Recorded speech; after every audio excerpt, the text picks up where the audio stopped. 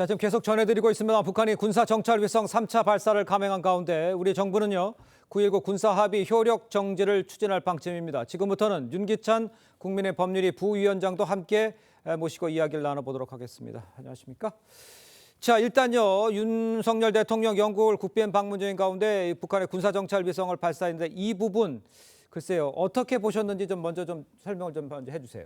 사실 9.19 남북 그 군사 합의가 북한에 주는 이점이 컸거든요. 그동안 저희들이 볼 때는. 예. 근데 그 이점이 결국은 이제 문재인 전 대통령이 9.19 5주년 기념식에 참석해서 예. 최후의 안전핀이라고 말씀하셨던 것이 네. 무색해진 거죠. 그렇습니다. 북한으로 하여금 사실 그 군비 증강을 억제하는 효력이 없다는 거고 또 하나는 김정은 위원장 입장에서 보면 저런 남북 합의서의 이점에도 불구하고 예. 핵무력 완성에 정찰 위성이 반드시 필요하다. 아. 그래서 사실상 북한이 먼저 파기한 거라고 보면 될 것 같습니다. 예, 그렇군요.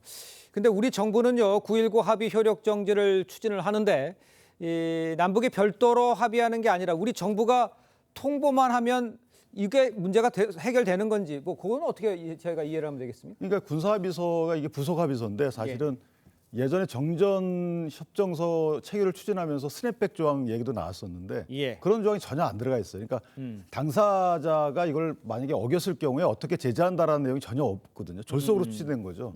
따라서 저것은 이제 합의서에 의한 뭐 효력 정지 등 파기가 아니고 아하. 국내법에 의한 파기 조항이 있습니다. 아. 그러니까 남북관계발전법에 보면 이게 이제 정부와 북한 당국과 체결된 조항이기 때문에 예. 남북 합의서거든요. 남북 합의서의 경우에는 대통령이 사실은 이제 그 효력 정지를 할 수 있는데 문제는 이제 기간을 정해서 할 수 있도록 돼 있어요. 아. 전부 또는 일부지만 기간을 정해서 할 수 있기 때문에 일단 기간을 정해서 하고 그 네네. 기간을 연장하는 방법으로 아마 효력 정지를 유지해 나가지 않을까라는 생각이 드는데 여기서 하나 짚고 넘어갈 것은 예. 이제 민주당 입장에서는 저게 뭐 이 상당한 역할을 했다라고 자찬하고 계시지만 그러니까요. 실제 추진 과정에서 일단 문안 자체도 제가 말씀드린 대로 이렇게 좀 약간 안 좋아 보이고요. 또 하나는 이게 실무자들이 상당히 반대를 했음에도 불구하고 이미 예정된 거거든요. 예. 이게 북한에 상당히 유리한 거고 우리한테는 감찰 또는 정찰 이런 자산을 묶어놓는 격이기 때문에 예. 내용적인 측면이나 문구적인 측면이나 절차적인 측면에서 예. 문제가 있던 합의서였다 이런 평이 좀 있습니다. 알겠습니다. 지금 윤기찬 부위원장께서 말씀해 주셨습니다만 문제가 있다라고 했지만 민주당에서는 이 9.19 군사 합의가 남북 화해 모두에 중요한 역할을 했다라는 주장을 하고 있다는 말씀을 제가 덧붙여서 드리도록 하겠습니다. 일단 이 9.19 군사 합의 전체가 아닌 일부 조항의 효력 정지를 추진하고 있다 이렇게 전해지고 있고요. 이거를 윤석열 대통령은 해외에다 이런 걸 좀 설명해라. 국내 해외에다 왜 이거를 정지해야 되는지를 설명해라. 이렇게 이야기를 했단 말이죠. 지금 보시기에 일부 효력 정지 어떤 점이 달라지는 건지 먼저 설명해 주세요. 그러니까 9.19 군사 분야 부속 합의는 뭐 특정 지역에서 사격을 금지한다거나 예. 뭐 감시 정찰을 금지한다거나 여러 가지 조항들이 있어요. 예. 그런데 그 중에서 가장 우리에게 군사적으로 어떻게 보면 치명적인 영향을 미치고 있는 것이 네. 감시 정찰 능력을 제한하는 겁니다. 그러니까 예. 군사 분계선에서 고정익 비행기로서는 20에서 40km 사이에서 금지하게 되는 것이고 회전익 그러니까 헬리콥터 같은 것은 10에서 15km까지 비행을 금지하는 공간이 있어요. 예. 그런데 그 공간 군사 분계선에서 가까워야지 북한 지역을 더 자세히 들여다볼 수 있거든요. 왜 그러냐? 산악 지형이기 때문에 가까이 높이 떠야지 산의 후사면을 갖다 저희가 들여볼 수 있잖아요. 예. 그런데 그 부분을 뒤로 밀리면 그만큼 못 보게 되는 거예요. 아. 그러니까 어떻게 보면은 이것이 근본적으로 9.19 군사 분야 부속 합의서가 잘못됐다는 원인이기도 합니다. 왜냐? 우리가 북한에 대해서 가장 우위에 있는 것이 감시 정찰 능력이에요. 근데 그 부분은 제한해 놨죠. 반대로 북한이 우리에게 가장 우위가 있는 게 뭡니까? 핵무력이잖아요. 그런데 9.19 군사 분야 부속 합의서는 핵 문제에 대해서는 전혀 언급이 없어요. 그러니까 체결 자체가 불균형적인 거예요.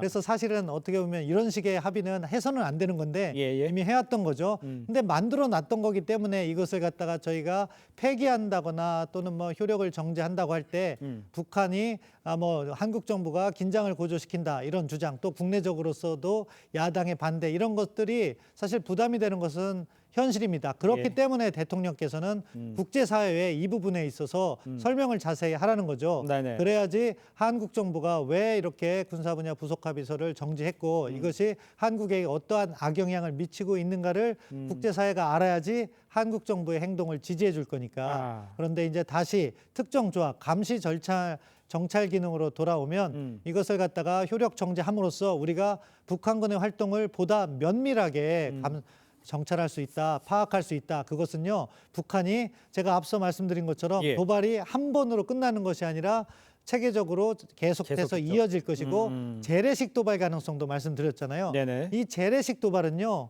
이렇게 감시 정찰 능력을 통해서 북한군의 움직임을 면밀히 파악해야지 억제할 수 있어요. 아. 그런데 과거 북한의 도발 패턴을 보면은 우리가 대화를 한다고 해서 북한이 도발을 안 한 게 아니에요. 그렇죠. 사실 햇볕 정책을 추진하고 있을 때 뭐 서해교전이라든가 연평교전이 있었고 예. 문재인 정부 시절에서도 우리가 그 개성공단에 우리 연락사무소 폭파시키고 했잖아요. 예. 그 북한의 도발은요, 어느 것을 기준으로 해야 되냐, 한국 정부의 어떠한 대응이 있을 것인가를 먼저 고려합니다, 북한은. 아. 그래서 재래식 도발을 하면은 자신들의 성공 가능성이 있어야 되는데 예. 우리가 북한을 감시 정찰을 더 면밀하게 함으로써 북한의 재래식 도발의 성공 가능성을 낮추는 것이 결과적으로는 북한의 도발을 억제하고 예방하는 것이다. 예. 그런 측면에서 뭐 신원식 장관이 그걸 갖다가 군에다가 지시를 한 것 같아요. 이제 아. 준비를 해라. 예. 그럼 군에서 어떠한 조치들을 해야 된다는 것 이미 사실은 제가 국방부에 있을 때부터 여러 경로로 검토를 해왔습니다. 예. 그런 것들을 체계적으로 이행하는 그런 과제가 있는데요.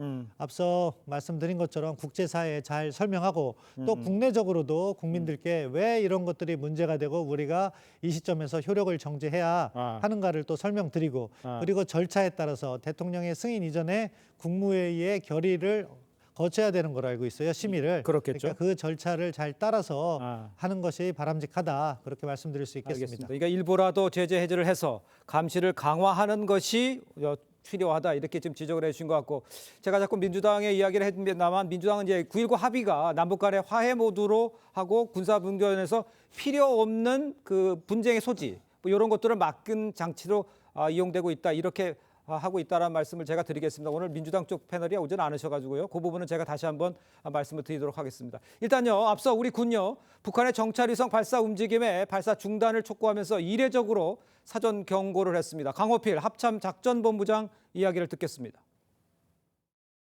ICBM 성능 향상을 포함하여 북한의 핵미사일 위협을 실제 행동으로 옮기는 조치의 일환으로 우리의 안보에 커다란 위협이 되고 있다. 자, 합참의 이례적인 이 대북 경고 성명에도 북한은 군사정찰 위성 발사를 한 겁니다.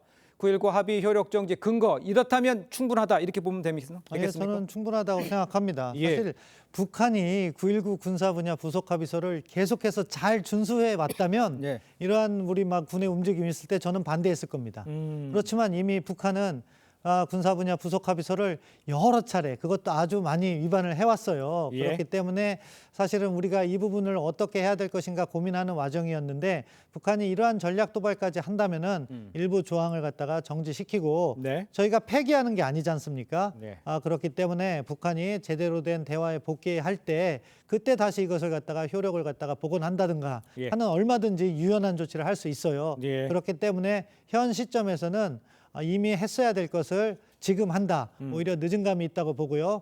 북한의 이러한 전략 도발에 있을 때 우리가 강력한 의지를 보여줌으로써 예. 한국을 함부로 다룰 수 있지 못하다 하는 인식을 김정은에게 심어줘야 된다고 생각합니다. 알겠습니다.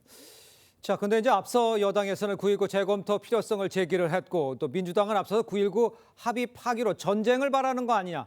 9.19 합의 효력 정지에 부정적인 반응을 보이고 있었습니다. 글쎄요, 이제 정치권 반응을 좀 어떤지 먼저 국힘의 반응 먼저 좀 얘기를 해주시고 또 민주당에서는 어떤 이야기를 주로 하는지를 좀 설명을 해주세요. 근데 이게 사실 정치적 진영에 따라서 달리볼 건 아닌 것이요. 안보에 관한 문제. 이게 왜냐하면 이미 만약에 체결 당시에 논쟁이었으면 저런 그 시야가 있을 수 있어요. 예. 이것이 앞으로 어떤 기능을 할 것이고 우리 안보에 어떤 유리한 점들을 가져올 것이다라는 기대적인 측면에서는 정치권의 논쟁이 있을 수 있는데 예. 이미 이제 5년이 지났잖아요. 그렇습니다. 사실상 5년이 지난 상황에서 북한은 이미 국방부 장관 얘기에 따르면 3천여 회 포문 개방이 있었다는 거고요. 그래. 110여 회의 포격이 있었다는 겁니다. 네. 그리고 무인기도 넘어왔고요. 그다음 GP에 대한 사격도 있었습니다. 그러니까 다방면에 저희가 말하는 해안, 뭐 지상, 공중 다 도발을 했어요. 네. 그럼 이미 이제 파기 수순을 밟아야 되는 것이고 저것은 당부당을 지금 따지자는 것이 아니고 저것이 북한에 억지적 효력을 주지 않는다는 것은 이미 입증이 된 상황이기 때문에 예. 저것을 어떻게 폐기하느냐, 어떻게 효력 정지시키느냐라는 절차상 문제점들과 관련된 논의는 돼도 네. 저것이 기능을 한다. 이게 아직까지도 안보상에 유리한 기능을 한다라는 취지의 진영에 따른 논리의 전개는 이건 맞지 않는다는 것이고요. 아. 제가 더불어 말씀을 드리면 사실은 저 부분은 네. 북한과의 특수한 관계상 이게 국가도 아니고 또 뭐 반국가 단체잖아요. 그렇죠. 그러니까 반국가 단체라는 말을 제가 빼더라도 아. 실제로다가는 이게 조약에 유사한 거기 때문에 그 당시에도 대통령이 국무회의를 통해서만 바로 비준 공포할 게 아니었다라는 논쟁이 많았어요. 예. 왜냐하면 주권 제약에 관한 사항이거든요. 군사 주권 제약인 것이고 또는 안보에 관련된 것이기 때문에 헌법상에 따르면 법률 입법 사항입니다. 그러면 국회에 비준권이 있는 것임에도 불구하고 예. 국회 비준을 거치지 않고 통과시켰단 말이죠. 예. 그런데 지금에 와서 대통령이 만약에 국가 안보에 문제가 있다, 남북 관계에 변화가 있다라는 판단하에 대통령 재량하에 이것을 효력 정지시키겠다라고 하는 데 있어서 이의를 제기한다. 그러니까 이의를 제기하는 선을 넘어서서 이걸 정치 쟁점화한다라고 하는 것은 아하. 저는 이것은 책임져야 할 민주당 입장에서 보면 진짜 지양해야 될 것이다. 하나 더 예를 들면 그 당시에 사실 합참의 전략과 작전 실무관들이 반대를 했다는 겁니다. 당시. 그리고 그렇죠. 그다음에 우리가 지도선상에서 이 줄을 긋듯이 어디는 몇 킬로, 어디는 이렇게 정할 게 아니고 현장 가서 이 현장 검증을 해야 되는데 그 전혀 안 했다는 거예요. 그러니까 이거는 사실은 대통령 입장에서 그 당시 문재인 대통령 입장에서 보면 여러 가지 정치적인 문제가 있었겠죠. 예. 그 당시에 체결하는 건 제가 인정한다 하지만 지금에 와서 이게 효력 없고 오히려 우리의 선발을 먹는 족쇄 역할을 하는 저 합의서를 네. 효력 정지시키는 데 있어서는 민주당도 동의를 해야 된다. 아. 그 외에 이제 경과는 지켜봐야 되겠지만 예. 여기서 만약에 부동의하고 여러 가지 정치적 이유를 내세운다라고 하면 저는 그 이전의 체결 과정에서 문제점, 예. 내용상의 문제점 이런 것들에 대한 책임도 져야 된다. 아, 그렇게 생각합니다. 그러면 윤기찬 부의원님께 하나 더 여쭤볼게요. 그렇다면 이제 효력 정지는 그렇다 치고 그러면 이게 파기 수순으로 가야 된다. 이게 맞다. 이렇게 보십니까? 저는 이제 전면 효력 정지가 사실은 파기인데 문제는 기간을 둬서 해야 기간 둬서 되거든요. 해야 이게 될 것 법에 그렇게 돼 있습니다. 그래서 예. 저는 개인적으로 이것은 위헌 절차를 한번 다퉈볼 필요가 있다. 아.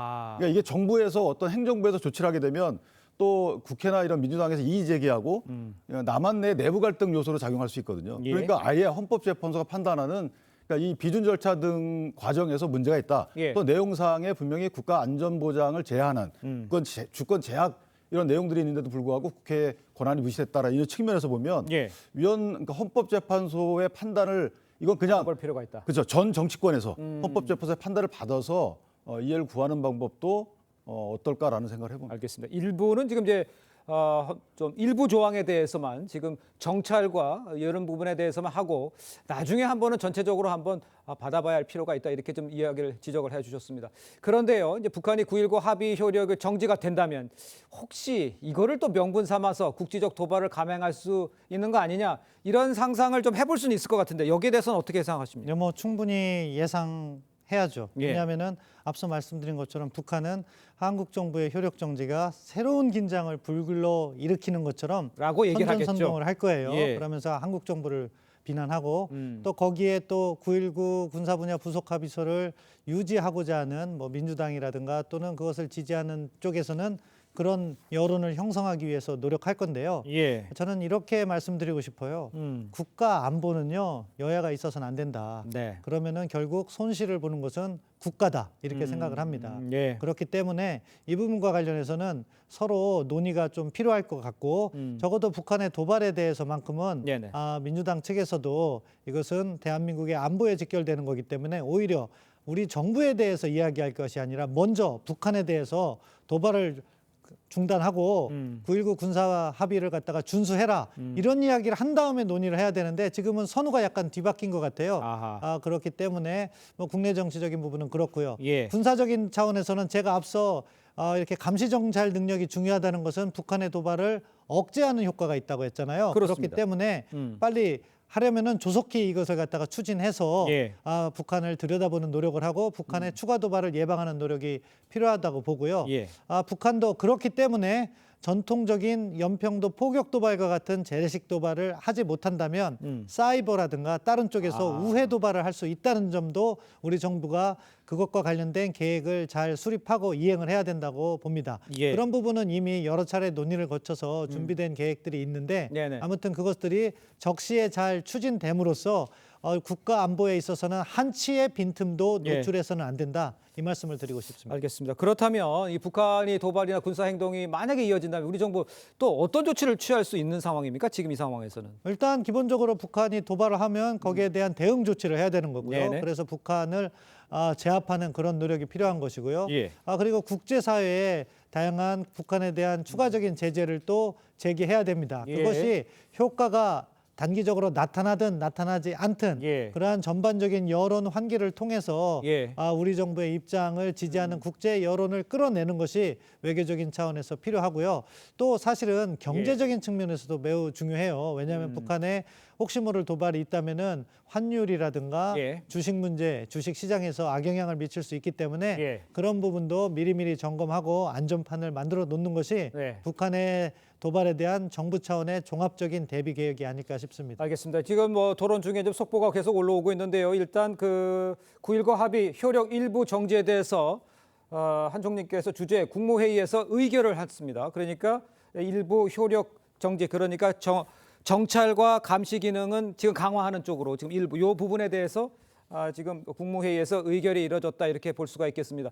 자, 그 부위원장께서 보시기에 지금 조치, 뭐 신속한 조치라고 볼 수가 있겠고 만약에 도발을 하면 이렇게 하겠다라고 뭐 예고도 했었습니다만 지금 이런 식으로 방향이 전환돼서 일부 효력 정지에서 어떻게 평가를 하십니까? 지금 어쨌든 북한이 지금 정찰 위성이잖아요. 그렇습니다. 감시 기능, 지휘통신 체계의 거의 완성 단계에 이른 거거든요. 예. 그렇다면 지금 시급한 겁니다. 이게 예. 바로 다탄두 그 핵무기도 다 완성을 해놓고 어뢰정 등 여러 가지 투발 수단들도 다 정교화시켜 놓은 상황입니다. 그렇지니까요. 그렇다면 지금 뭐 하루 이틀 이게 물러설 일이 아니고 바로바로 대응을 해야 되는데 예. 저것을 미리 이제 준비해 온 과정이 있었던 것 같습니다. 예. 저는 개인적으로 그래서 저 범위를 좀 넓힐지 여부에 대해서는 조금 더 심의를 거쳐서 예. 저는 개인적으로 범위를 좀 더 넓혀야 된다. 이 해안뿐만 아니고 지상 부분도 왜냐하면 저 하마스의 기습 침투 사례를 보면 맞아요. 예. 지상에서 사실 재래식 감시 장비로 감시하는 부분도 예. 부활시켜야 돼요. 그러니까 첨단 무기를 통한 것뿐만 아니고 따라서 조금 더 넓힐 필요가 있지 않겠는가라는 생각을 합니다. 알겠습니다. 자, 두 분 말씀 여기까지 듣겠습니다. 고맙습니다. 감사합니다.